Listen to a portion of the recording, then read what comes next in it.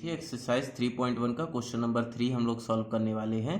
तो देखिए question number 3 के दिया है if a matrix has 18 elements, अगर 18 एलिमेंट हो then what are the possible order it can have. तो 18 एलिमेंट्स पर उसके पॉसिबल ऑर्डर क्या हो सकते हैं। What if it has 5 elements, तो यानी एक बार हमें 18 एलिमेंट्स के और पॉसिबल ऑर्डर्स बताने हैं, एक बार हमें 5 एलिमेंट के पॉसिबल ऑर्डर्स बताने हैं।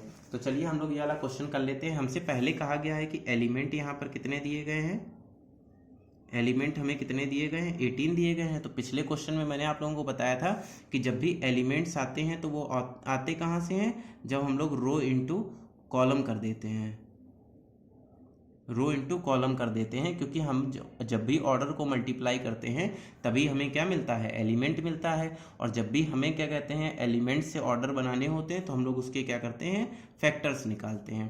तो सबसे पहले 18 का फैक्टर क्या हो सकता है, 1 इंटू 18 हो सकता है, क्योंकि ये कंपोजिट नंबर है। दूसरा ऑर्डर क्या हमारा हो सकता है, 2 इंटू 9 हो सकता है, ये एक ऑर्डर हो सकता है।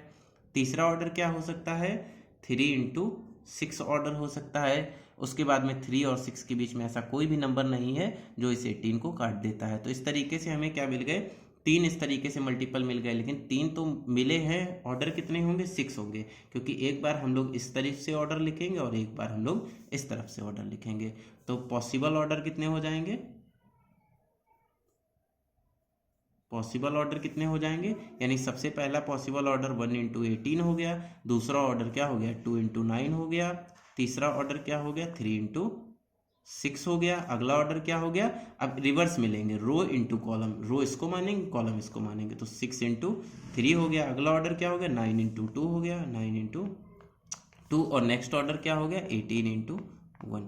इस तरीके से नंबर ऑफ ऑर्डर्स कितने हो गए, नंबर ऑफ पॉसिबल ऑर्डर कितने हमारे पास आ गए, पॉसिबल ऑर्डर कितने आ गए, तो टोटल हमारे पास 1 2 3 4 5 6 ऑर्डर मिले, यानी हमारे पास नंबर ऑफ पॉसिबल ऑर्डर 6 आ गए। अब देखिए उसी क्वेश्चन में आगे बोल रहा था कि अगर क्या कहते हैं 5 एलिमेंट हो, अगर मैंने कहा इफ हमने माने एलिमेंट इक्वल टू कितने हो, 5 दिए हो हमारे पास में, तो देखिए 5 एक जो हो जाता है वो प्राइम नंबर हो जाता है, और प्राइम नंबर के सिर्फ 2 फैक्टर होते हैं, मैंने आप लोगों को बताया था 1 इंटू 5। यानी इसके ऑर्डर क्या क्या हो पॉसिबल हो सकते हैं, तो पहला ऑर्डर तो अगर हम लोग इस तरफ से लेंगे फिर दूसरा इस तरफ से लेंगे, तो पहला ऑर्डर हो गया 1 इंटू 5।